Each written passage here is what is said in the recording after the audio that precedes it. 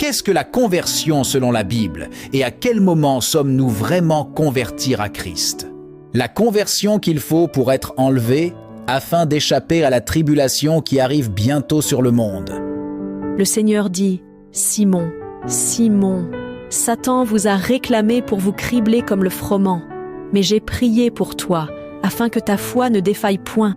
Et toi, quand tu seras converti, affermis tes frères. » Au moment où Jésus tenait ces propos, il était déjà à la fin de son ministère sur la terre, c'est-à-dire à quelques heures de sa crucifixion.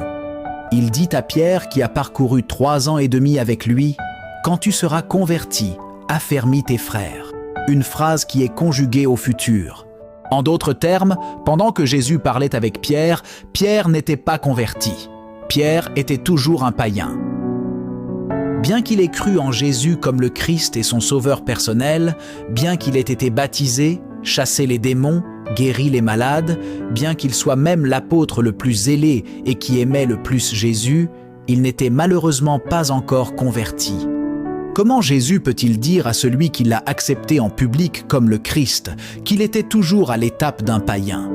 Eh bien, c'est parce que Jésus savait ce que c'est qu'une vraie conversion. Pendant que la grande majorité des églises de réveil, des églises évangéliques ou dénominations donnent des conversions à leurs fidèles comme de petits pains, la véritable épouse du Christ qui reçoit de Jésus la révélation des paroles codées ou scellées des Écritures connaît ce que c'est qu'une véritable conversion.